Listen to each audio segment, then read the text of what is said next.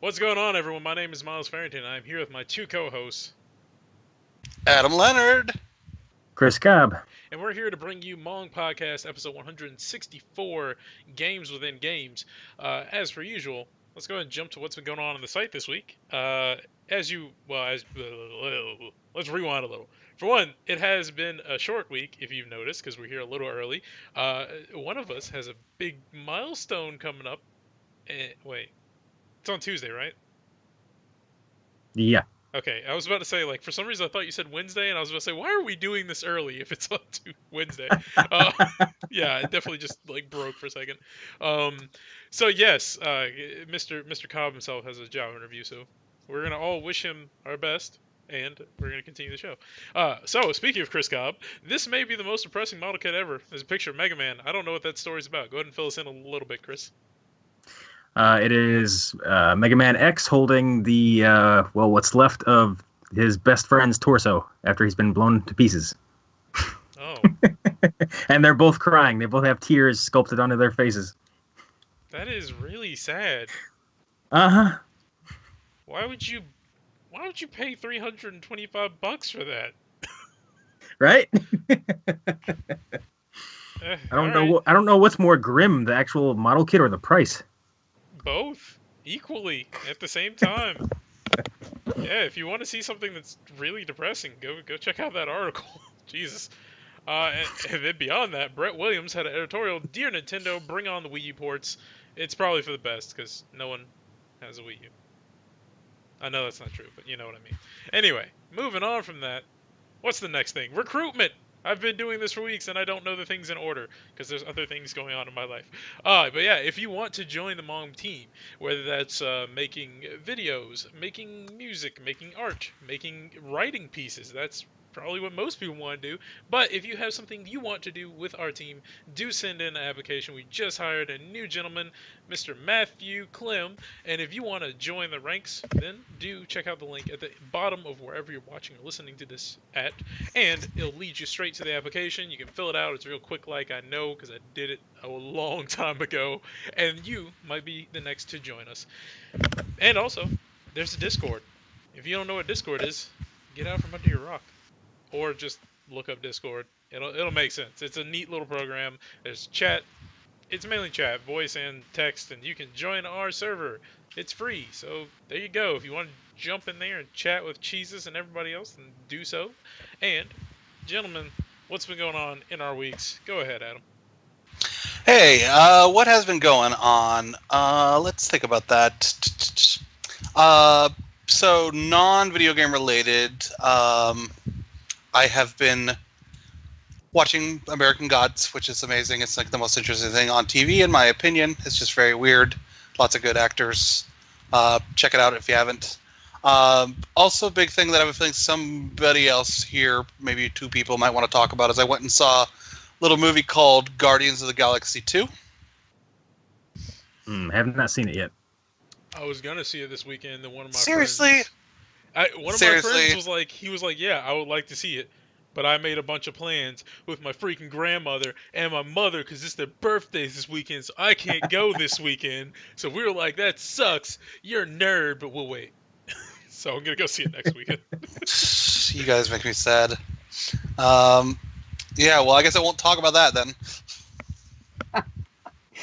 We're sorry. I appreciate it. Yeah, it'd be a We very try not to one-sided suck. conversation right now. Other than that, I beat Horizon Zero Dawn on actual video game news. Nice. Great game. Great story. Great ending. I thought it really picked up towards the end. Okay. So, in the end, it was hailed for having this amazing story. What did you think by the end of the game? Of the story specifically? I thought it actually picked up towards the end. I actually really liked... I really liked the big reveal on what Horizon Zero Dawn was. And it made me start caring more about all these like little bits and drips of information I started to get. Okay. And yeah, I really dug it. I am having a feeling from the way you're reacting and phrase that you felt very differently. Not very differently. Like, I still love the game. I definitely don't think it was a waste of money or time. I think if you want something fun to play, it's definitely worth playing. But I guess I went into it expecting more from the story, and it was good. definitely don't get me wrong. It was good. It was not like it wasn't boring. It was just kind of predictable. And I guess by the end of the game, I was just like, I know what's gonna happen. 5 steps ahead of where I'm at. So it's just like I'm enjoying this. It's fun, but I can tell where this is going. Like I figured she wasn't really human from almost the get go, and then like, Spoilers. how long? No, it's been months. It's been months. Okay. Alright, so yeah, I figured that, and like with her mom and everything, it was just like, okay, I know where this is going. The mom died a hero. I didn't exactly expect that one Southerner dude to be as much of a dick as he was, but it's just kind of like these things were like it's a really neat story, but it's not anything that really I wasn't sitting there like, ooh, that's something I've never seen done before, or ooh, that's something that I'm gonna write home and tell my friends about. Full spoiler alert. There was one twist that I guessed that wasn't true, which I think it might have been a cool twist. Is I had for a moment had the guess going that Silence was Hades. I can definitely see that. Okay, so it's like once again, spoilers. But like it was really evident that most of the game you were only talking to Silence as kind of like a digital persona. Mm-hmm. We already saw that Gaia had like a persona, so it could have made a whole lot of sense that really like Hades was tricking you the entire time. Yeah. But yeah, I really enjoyed it. I thought the last fights, like the ending battle, was really great. Mine was not. Yours was not? Why? Because eventually, like, I'm trying to break myself of that habit of like doing everything that's on the map, because it makes me it usually just takes too long and I end up not enjoying what I'm doing anymore. So I stopped playing side quests at a certain, like, once I realized I was like severely over leveled for the end of the game, I stopped doing side quests pretty much. And that final fight where you're supposed to have like a big team of people, your friends that came and help you, I had like 3 people, and I mean I managed, but yeah, it wasn't as epic as it probably should have been. I think I only had about 3 or 4 people myself. Oh, okay. Never mind that. Yeah, I don't know.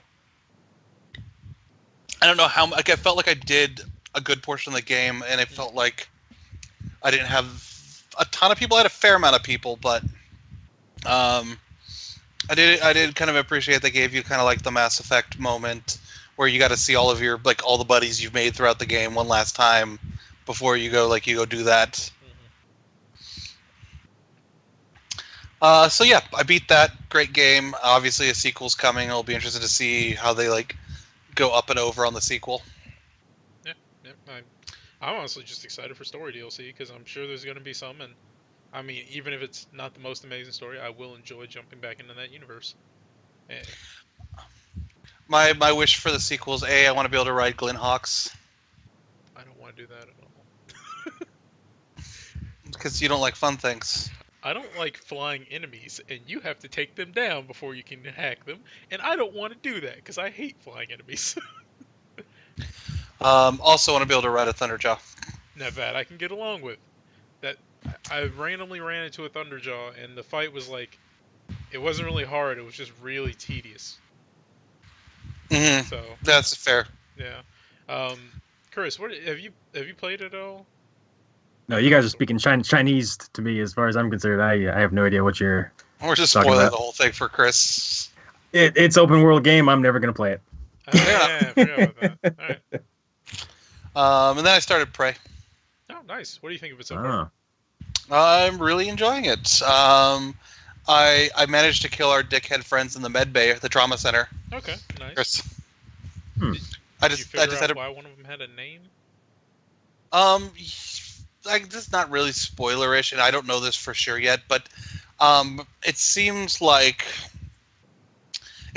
from the early hours of the game, and I'm only an hour or 2 in, that basically it seems like kind of what's going on is that, and spoilers if you're really particular, that basically this space station was testing the use of alien DNA to be able to heighten one's abilities, and it seems like it's corrupting some people and turning them full on alien. Okay. So that's not like Sorry, go ahead. Go ahead, you go. I was gonna say, so kind of like the kind of thing you would expect, honestly. Yeah, yeah, and like once again, I don't know this for sure. This is just a educated guess from what I've seen. But yeah, it took two turrets to do it. Mm. Alright. But yeah, I'm really enjoying it. It's really fun. I am a couple of main missions past like the demo at this point, and yeah, it's good. Nice. Nice. I Yeah, might pick it up. that is one I do hope to play somewhat soon.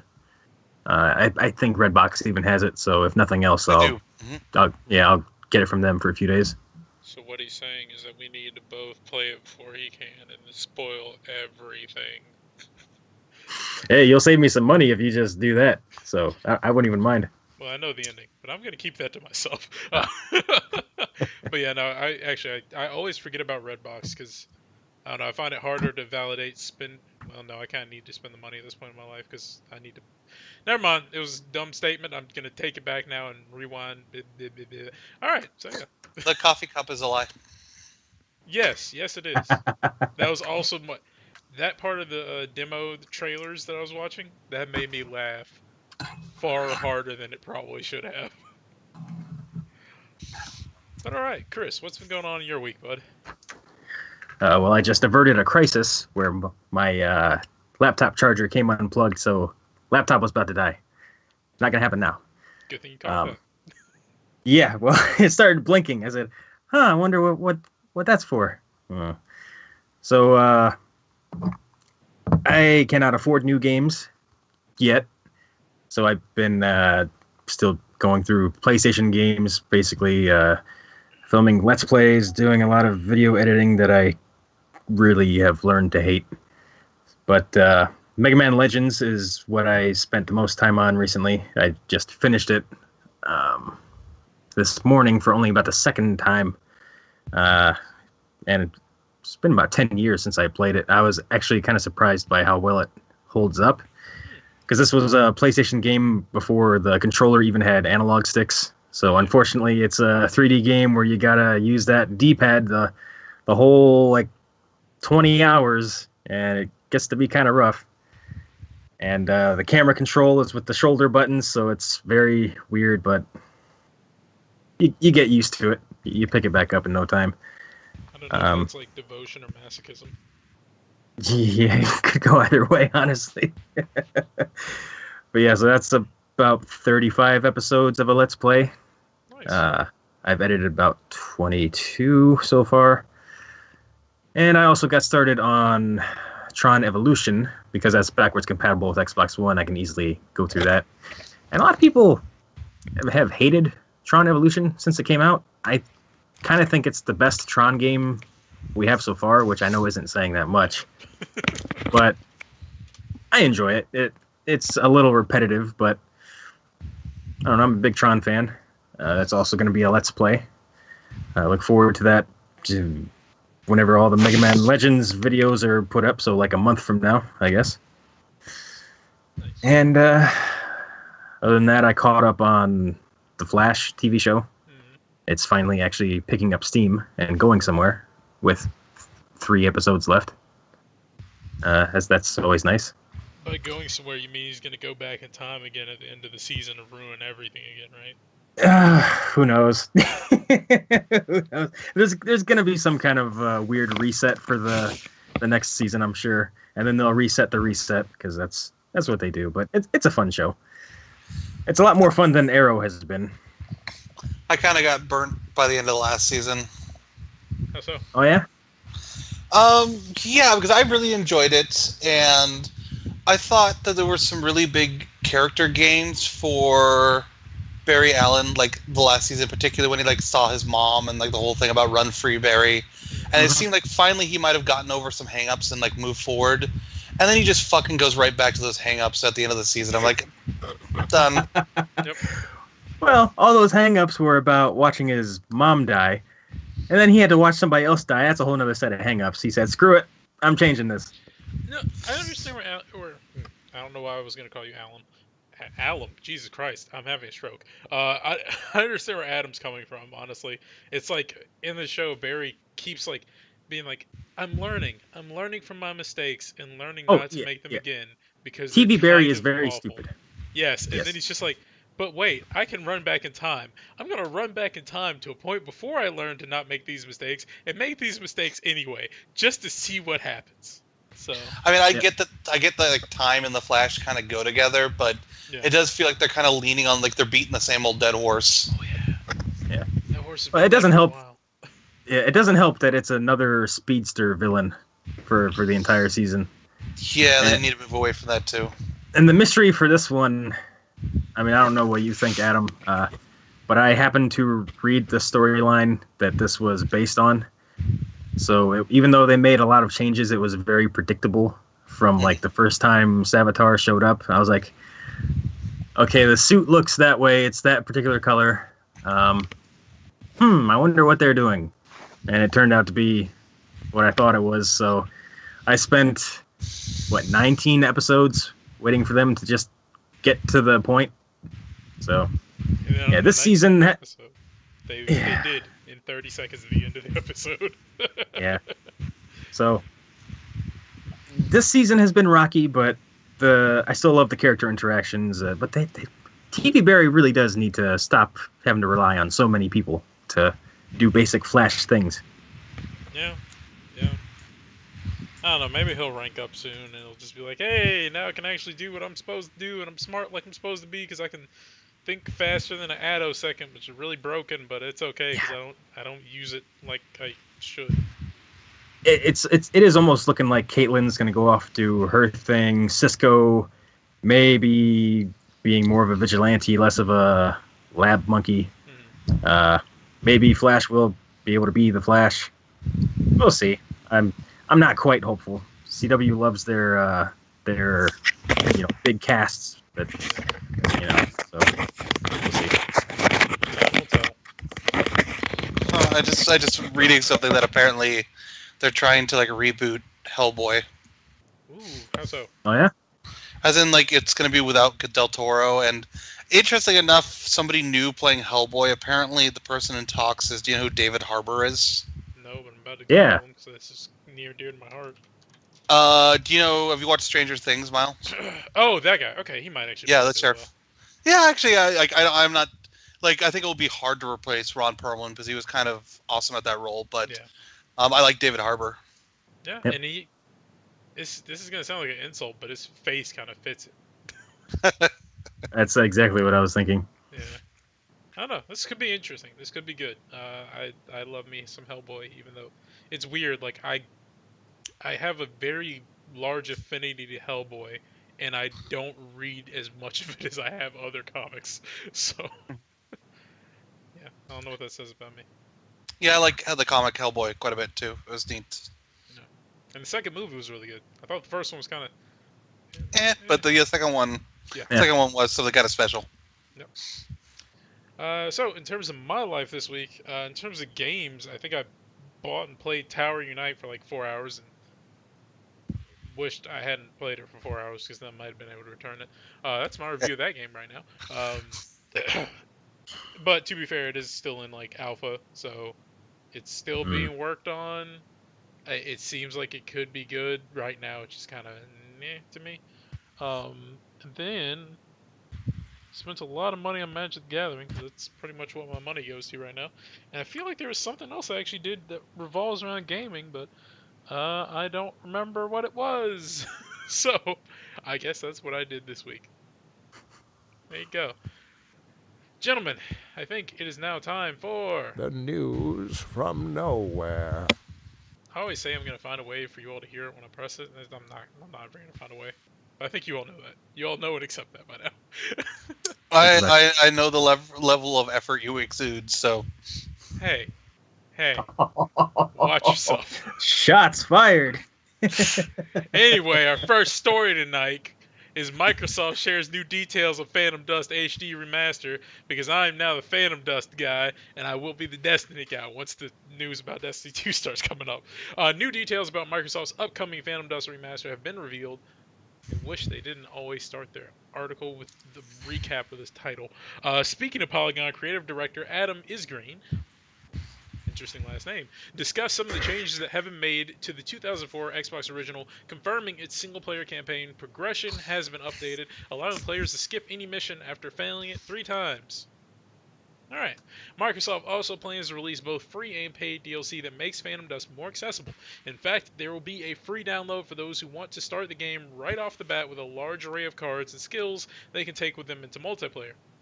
That said, Is Green noted the overall progression of the remaster hasn't been changed in a way that would push players to purchase DLC. He also confirmed the remaster has been moved to a 16:9 aspect ratio and supports native resolution, with the game rendering its assets at 1080p when playing on Xbox One and up to 4K when on PC. This is coming on the PC. I did not know that, and now I still have no reason to buy Xbox One. Additionally, Microsoft is storing all of the card data for the game skills on its end, which allows the development team to update with balance changes and patches in real time. Apparently, there's been 19 minutes of the game in action that you can check out on YouTube, and guess who's going to be watching that later?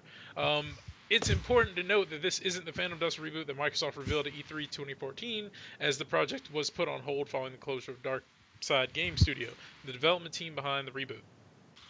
Oh, I'm sad now. Anyway, yeah. I didn't realize that. I was hoping. But this is still neat. It's a really good game. I think a lot of people missed it. It was like a cult classic, so, it got, I guess critical acclaim, but not sales acclaim necessarily. And, I didn't even know what it was until, like, 3 years after the Xbox wasn't relevant anymore, so it's a really great title.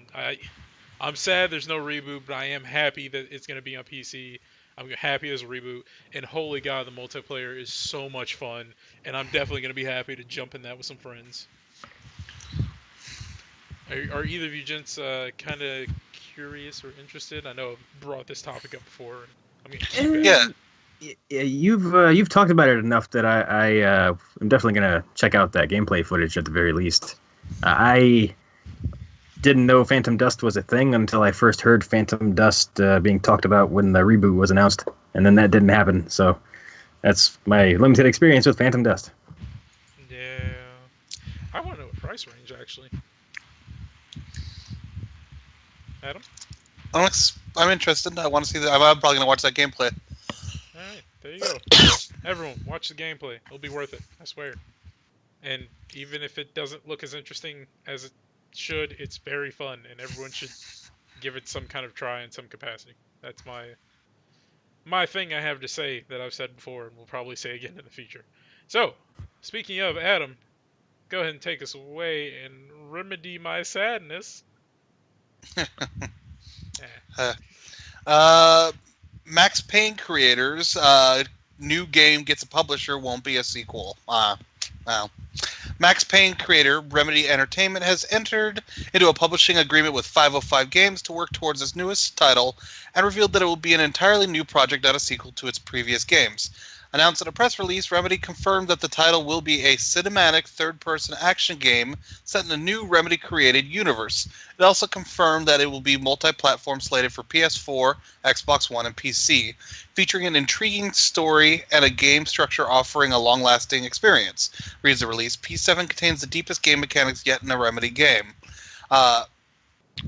Rafael Galante, CEO of Digital Bros, spoke to the deal, saying, "It is a sign of how far 505 Games has come that we are now in a position to partner with such a talented development studio as Remedy Entertainment." Remedy Entertainment CEO Tero Vertala also stated that we have a strong vision of what P7 should be. 505 brings into this partnership experience and competence that helps us successfully make this vision become reality together. Remedy is also investing in P7 and is deeply committed to creating a unique gaming experience that will keep the players engaged and playing for a long time to come. We are really excited to embark on this journey with 505 Games. Good for them. I think Chris and I are both bummed that it's not Alan Wake 2. Because that just needs to happen, right? Yes. Who do we have to sit down with and threaten to get Alan Wake 2 made? Because American Nightmare was okay, but I want Alan Wake Part 2. Doggone it. Yeah, I don't know how much we talked about on the podcast, but yeah, I'm a huge Alan Wake fan. Alan Wake is a top 10 game for me, like a top 10 all time. That's Yep. how deeply I was struck by that game the first time I played it, and it sounds like Chris is very much in the same boat. Yeah, I would definitely agree with that. And like, did you play Quantum Break? Yeah, I liked that quite a bit. Not as much as Alan Wake, but I definitely enjoyed my time with it. Yeah, I would say that I liked it much. I liked it much more than your average player. Mhm. I dug what it was doing, but it's not the same. It's just not the same itch as Right. playing Alan Wake, especially since they had the Alan Wake trailer in there. It's like, oh, I was just gonna say that, man. That was such a tease. They need to actually do something with that. I will say I definitely am interested to know more because, like I said, Remedy is now even though I don't really care about Max Payne, but because of Wake, Remedy is somebody who's always on my radar now. And when they're making something new, I'm going to take it seriously. Good news out of that is I'm excited that it's going to be coming to PS4, simply because I'm not going to hate on Xbox One. Xbox One's fine. I know many of my compatriots, like Chris, are an Xbox One person, but if I had my druthers at the end of the day, if I had to pick, I prefer to play on PS4. I like the controller better. It's my thing. So I'm excited to be able to play it on my native console. What's the cutoff date for still being able to be considered an Xbox guy? Because I don't think I've played an Xbox One game in months. I think as a multi-console person, here's the question: is if it was a multi-platform game and you could play it on any platform that you choose, what platform would you play it on? It probably would be Xbox One because of the controller. Yeah, see, that's completely fair. There's no need to be like real up in armsy or fanboy about which one you prefer, but sometimes it's just as simple that you like one controller, I like another, and that's perfectly fine. I mean, especially since we all know that, like, the real actual answer is PC. Says douchebags. I may agree with you if I have money to upgrade my PC. You can use both controllers on a PC, Adam. I'm just saying. Yeah, but PC's got too much troubleshooting and fits in and stuff. I just want my little box that I put down there, and it does the thing I want it to do. To be fair, And nobody's gonna tell me different. To be fair, devil's advocate, since I am the devil in this situation, since I am the PC gamer, if you built it right, you shouldn't have that problem. That's all I'm gonna say. And Go ahead. I will add this: consoles are quickly becoming as annoying as some PC experiences. The number of updates, the crashes I've had here and there, PC is looking better and better to me. Now I'll just put it to you that way. The fact that you can't just put a game in a console anymore and just play right away, you still got to go through that installation process and then the update process, because there's always a day one update now anyway. There's less and less reason to go toward consoles other than exclusives. And that's the other part. I love their console exclusives, so... There you go. That's the only reason I still have a PS4.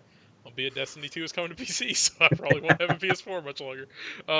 So I just wanted to say, P7. That title sounds like a new drug, a character from Nier Automata, or an acronym. And I kind of want to know what the acronym would be. Like, people putting paper in places that partake puffy Parmesan. Or Peter Piper picked a peck of pickled peppers. People placed in doesn't count. Perilous predicaments. Please preserve. Please preserve psychology. Pickles? Oh, Okay, I'll give it that. Okay. P7 sounds kind of like a game that like Swery would have made. You know, he's the guy who did like God, what was it called? Deadly Premonition and Deadly Premonition and like Dark Dreams Don't Die or D4 that whatever it was. Dark Dreams Don't Die. That game was awful. Did you ever play like that's a game you need to do like a playthrough of? Is you need to obtain Deadly Premonition and play that, Chris? Oh, It's dude, I love that game.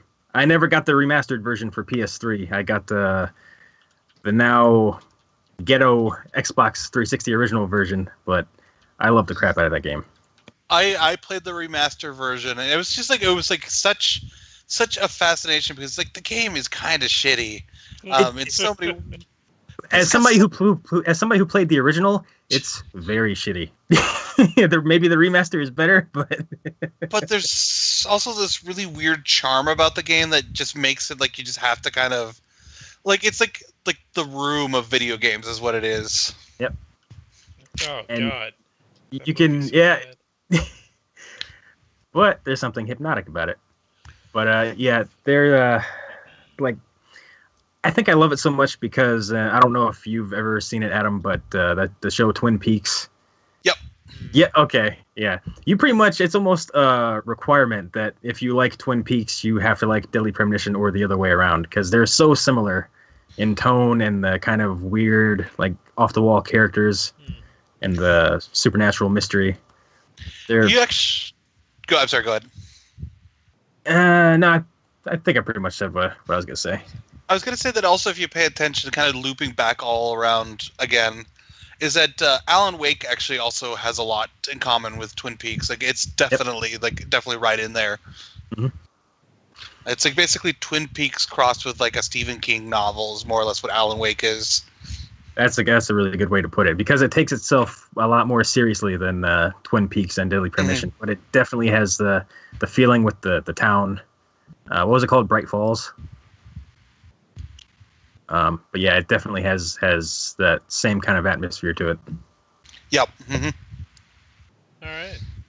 Let's go and move on to the next story of the night. And give this one the Sub-Zero cold. Never mind. Go ahead. Oh, sure. I get the half-assed segue. Hey, man. Cold shoulder's a fighting move in the game, all right? That's the thing he uses when he charges at people. I don't even need to reference the article for this one. So, Starfire, Red Hood, and Sub-Zero are being made available as the first DLC pack for Injustice 2 at some point in the near future. They are all going to be available together in one pack. Apparently, you can't buy the fighters separately this time, or if you can, they just haven't said so yet. But it is specifically known as Fighter Pack 1 right now. And Red Hood is one I would have been mad if he didn't make it in. He's probably going to be a replacement for Deathstroke because apparently Deathstroke isn't coming back. But yeah, so almost all of my top 10 picks are in the game. I believe the only ones missing still are Constantine and The Question and/or Rorschach, because Red Hood and Starfire were both on there. And then Firestorm and Blue Beetle and all these other characters, they made it in. So I'm very happy with this roster. What is with that face you're making? You're not getting two of those. One of them I could see coming in. You're not getting the other two, I'm pretty sure. Well, okay. Yeah. One of them I could definitely see. One of them is gonna have to be brought in with multiple other characters, and the other one I don't think there's a chance in hell it's gonna happen. Well, okay, which one's which? So Constantine, he would be. I mean, I'm surprised he wasn't in the first game. Honestly, he had a very large part in the storyline in the comics. Albeit he was gone by the time the first game started, but still. I can't believe Dr. Fate got picked over Constantine for the magic user. That's what I'm having a hard time with. If they're going with the comic storyline, then it makes sense because Dr. Fate's in this universe and Constantine's still off in another one. That's true. I do still need to catch up with the comic. Then for Rorschach, I could see him coming in if they do like a Watchmen like character pack. I could see that happening. Yep. That's not completely out of the range of realm of possibility in my mind. Question though, that is like way too deep of a cut. I don't think that's gonna happen. Oh, I know. He's not really a fighter, in my opinion. Like, I'm sure he can tussle, but I don't think he can throw down like everybody else. So here's an interesting concept. I've got a couple things. First of all, most practical way. I could see like a Watchmen skin pack. Yeah. Yeah. Like maybe like a Manhattan skin for like, let's say, Superman, a Night Owl skin for like Batman. A comedian that makes skin sense. for Red Hood. Yeah. Though I kind of would like I kind of want them to bring like the Watchmen into Injustice, because Injustice is like the super edgier version of the DC universe. So I am fascinated to know like what is the super edgy version of the Watchmen? Because like the Watchmen is already like living on the edge as is. Like how do you make that even more like? Oh man, yeah. Like Rorschach's intro to every fight is just him cutting off some dude's head with a meat cleaver. It's just like dogs, just like murdering dogs. Like that's like, actually one of his moves is he like murders a dog and then throws it at you. I love that idea. It's been a while, but I don't think he killed the dogs, did he? Yeah, he did. Oh, Yeah, he wasn't happy about them eating the little girl. Yeah. Okay, never mind. So like, so he like Rorschach would actually murder the dogs. Like Manhattan would just be like really uncomfortable because he would be completely anatomically correct and like motion based. Okay, that's not gonna happen, but continue. Doesn't the comic book version wear black underwear though, or was that only for the action figures? Pretty sure he just doesn't have like, he's like a Ken doll, right? No, he totally does. Yeah, in the movie, definitely. In the comics Yeah. too, it was like it's various. Sometimes he's wearing clothes, sometimes he is not. Okay. Nah. I can imagine his intro just being like him unmaking a massive platoon of the regime soldiers. Yeah. Yeah, they're kind of them. There's that whole thing. They're actually kind of becoming maybe a part of the DC universe. There's that whole button thing going on right now. Yeah, Dr. Manhattan is apparently was behind New 52 and is behind the DC Rebirth too. Yep. Batman and Flash are trying to figure it out. Yeah, I've heard some. There's some theory going on that the comedian. Once an episode, at least, you cut at the comedian. Yeah. I said there's also some like speculation that the comedian might be one of the Jokers. I can see that. Oh yeah. That'd be yeah. interesting. It's so close. Comedian and Joker, one begets the other. But yeah. Anyways, these DLC seems kind of cool, except it's gonna be all fun and games until like Sub-Zero's like an actual DC superhero. I'm honestly kind of ticked that they're throwing Mortal Kombat characters in again, because also the thing I didn't mention is, did you guys watch the reveal trailer for these characters? Yeah. Okay, so you saw the tease at the end for the different silhouettes. Actually, I saw pictures of that after the fact, but I did not notice when I was watching it. I don't know why. Yeah, I had to watch it a second time. It's subtle in the video, but it is there. So you can make out some silhouettes at the very end of the reveal trailer for Starfire, Red Hood, and Sub-Zero. A couple of them are very obvious to the point where they might as well not be silhouettes. One is Black Manta. I mean, there's no hiding his weird helmet. It's just Black Manta, yeah. The other one is absolutely 100% Raiden from Mortal Kombat. So there's going to be 2 Mortal Kombat characters in the game. And I'm kind of furious because there's 2 Mortal Kombat characters, but one of them is not my favorite reptile. So I'd rather there not be Mortal Kombat characters. Which reptile do you want? Do you want ninja cool looking reptile or the current I want monstrosity? ninja lizard hybrid reptile, which the best design was from Shaolin Monks, where he was kind of both. Yeah, I don't like current reptile. He's just he's too lizardy, and it's apparently he smells gross and junk and eats people. It's all right, that's not really out of the norm for Mortal Kombat, but still, right? Can't really be a ninja. People smell you coming, even if you're invisible. Yeah. But yeah, so one of the... Oh, go ahead. No, I was just gonna say, I thought, I think these models, they didn't really do anything to Red Hood. Let's be honest, he's just Red Hood. But yeah, he looks like the animated movie version of Red Hood, which isn't a problem. It looks good. It's just not really creative. But I really like the look that they have for Sub-Zero, and Starfire looks freaking amazing. The thing they did with the hair and all that, she looks really good. Yeah. Yeah, plus with the way the gear is set up, these characters are probably going to have 30 different costumes, and all the pieces are going to be mixed up. So there might be Arkham Knight Red Hood helmet that you can mix with different different looks. I just So- realized that means that Sub-Zero is gonna have all that junk too, and he's gonna look awesome.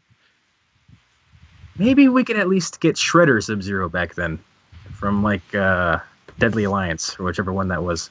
That was always my favorite look for him, which is it's weird because it's a samurai look instead of a ninja, but Yeah. still. Yeah, it'll But be yeah, interesting. The other silhouettes are, for the most part, a little more basic.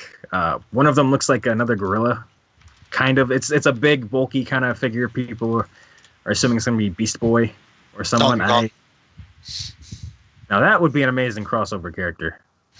I could not complain about that. I would have to applaud that, as a matter of fact. It's probably what's his face's main villain, or Gorilla Grodd's enemy.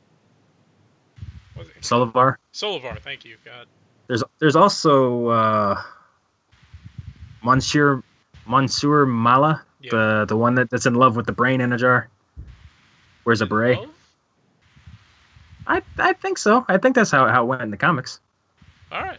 Not so much the Teen Titans cartoon, All right. Well, but I will say that I pulled up the silhouette thing, and these are, of course, just theories. Yeah. One theory, I don't think that's gonna happen, but it says far left is Spawn, which is like, oh, that'd be That's- awesome, but I don't think that's gonna happen. yeah, that's wishful thinking. Yeah, Black Manta, of course. Woo. They say that Rorschach is next to Black Manta. I don't see the hat though. He would be Yeah. wearing that hat. Yeah, the brim isn't really there. Beast Boy is the next one, then Raiden, of course, then Enchantress. Okay, this is not very good theorizing because you can't really tell what most of these silhouettes Yeah. are. I take it. The, back. the only thing I could tell with the female, the one other female character besides Starfire is that she seems to have like pointy fingernails or pointy fingers. I was like, maybe it could possibly be Vixen because they've been pushing that character a lot recently. Yeah. She's been in Legends of Tomorrow. She has her own cartoon on CW Seed, and I believe she either has her own solo comic again or they added her to one of the team books. So it's a possibility, but I have no clue. Yeah. Well, time will tell, and I really hope that they have interesting additions. Oh, this is a closer picture. Yeah, some of these silhouettes are really ambiguous. Yeah. But yeah, this is neat. I hope the new characters they keep releasing are going to be like awesome because personally, I love watching this game in Evo, and Darkseid looks like he's going to be so cheap and annoying and broken. If they did do a Rorschach, I would actually probably buy the extra characters. Honestly, you probably just wait for it to go free on PS4 or something and just play then. Yeah. Oh, this actually okay. I'm gonna link this in chat, and we should probably move on from this soon. But this kind of better shows some of the silhouettes and how they like make a little bit of sense. Again, wishful thinking, but And once again, I like the story mode, so I'll probably actually pick it up this month. Yeah, the story mode is what I'm looking forward to the most. I'm probably just gonna sit back and let Comic Story and tell me the story. Oh, Etrigan the Demon. That would be a That- very interesting addition. That would be cool. Rorschach still seems like a stretch. I feel like they drew that brim in that image. It's very possible. But yeah. Anyway, let's go ahead and move on to a thought from nowhere this week. Comes to us from Jesus Crust himself. Hey guys, so I've been jumping from Persona 5 to Yakuza 0 and back and forth, and both of those games have great minigames, so I was wondering, what is your favorite minigame or minigame type, and what games can it be found in? I have a special place for rhythm-based karaoke, especially when they go all out, and have them actually sing a whole song or two. My favorite minigame is Mario Party, and it can be found in Mario Party. They hiccup. Oh, and Oh, yeah. I always forget about that. So, maybe I'm just a killjoy, but I typically detest minigames in games because a lot of them just seem like they're thrown together and just put in there. Yeah. I typically do enjoy some of the rhythm-based ones, but definitely not Atlantica in Kingdom Hearts. I hate Atlantica. I'm not a big fan of Little Mermaid. I hate that whole world. It's deep. Yes. I don't just hate you, I hate your world.